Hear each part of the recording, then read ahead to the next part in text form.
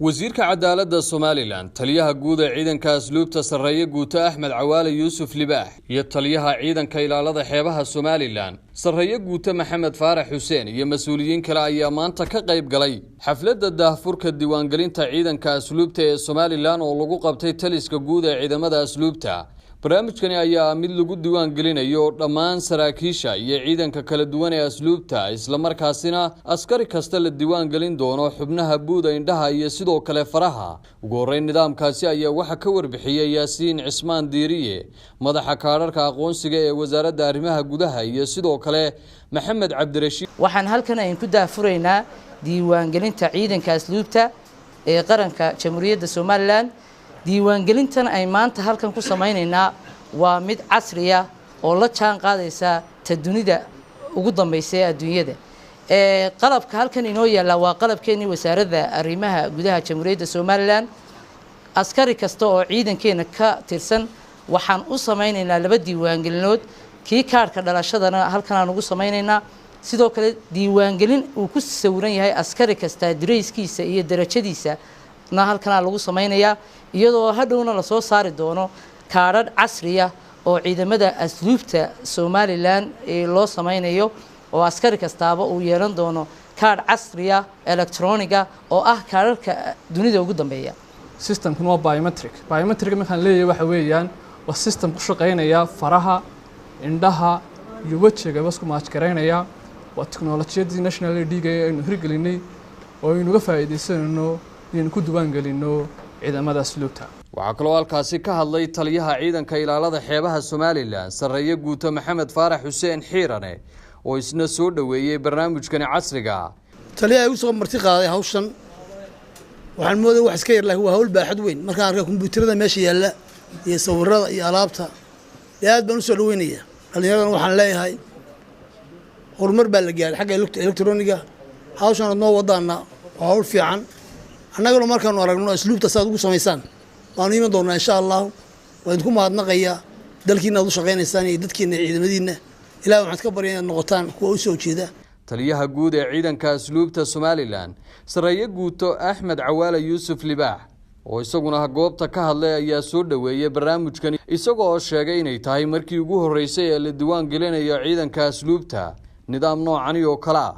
waxaan aad iyo aad u soo dhaweynayaa in ciidanka asluubtu helo dokumenti saxa oo nin waliba wuxuu yahay ku qoranya darajo ahaan cilmi ahaan iyo qof ahaanba. waxaan hubaa inaynu inagu u nahay qoladii ugu horreysay loo sameeyo ciidamada rigliga ee Jamhuuriyadda Somaliland. tirakoob un maaha waxay tahay in la ogaado qof kasta wixii laga talagelay lahaa dhiiggiisana ha noqotee. ugu dambeyn wasiirka wasaaradda cadaaladda mudane Saleebaan Warsame Guuleed ayaa isna si rasmi ah barnaamijkaasi lagu diiwaan gelinayo ciidanka asluubta u daafuray. farxad weyn bay noo tahay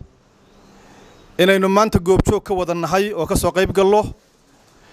daahfurkan ama barnaamijkan diiwaan gelinta kaarka dhalashada ciidanka asluubta iyo nooca dhiigga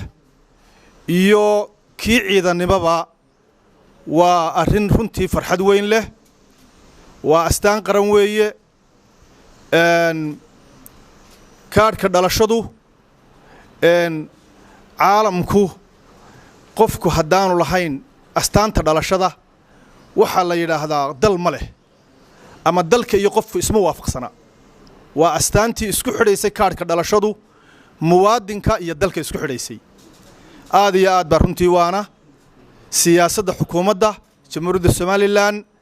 ee runtii aynu wax badan oo hore ku soo faa'iidnay iminkana maanta maraysa inay ciidamadii bilaabaan oo iyagana ciidankii ugu horeeyay bilaabay gobolada la soo diiwaan geliyay doorashooyinkii lagu galay shaqo qarantii lagu galay liisankii lagu qaatay baasaboorkii lagu qaatay. aad iyo aad bay runtii farxad weyn ku tahay inaynu maantana ciidankii Jamhuuriyadda Somaliland asluubta aynu halkan uga daahfurayno. waxaan leenahay ha laga faa'iideysto sida uu madaxdii horeba sheegtay sideeda ha loogu dhaqmo waa qalab runtii technology ah waxaa laga yaabaa nimankan hawsha wada waa ku tababaran yihiin laakiin inay ciidankuna u sahlaan inay muddada aanay muddada ugu dheeraan inay ugu sahlaan oo ay sideeda ugu socoto kolleyba gobolladana waa la tegi doonaya qaybaha aad iyo aad baan runtii ugu mahadsantihiin سعيد آذن جامع تلفزيون كون كيبل هرقيسة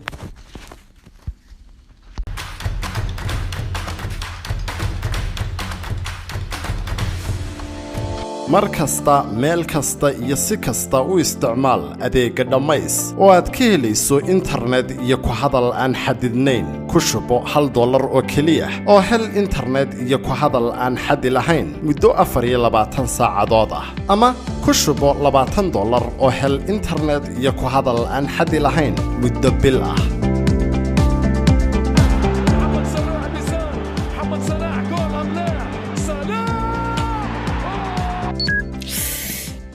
inoogu shub marka la dhamays waa maxay dhamays dhamays waa adeeg ku siinaya internet iyo ku hadal aan xad lahayn ma heli karaa mid gashubo xidig hal eber hal afar gees amaba xidig 444 afar gees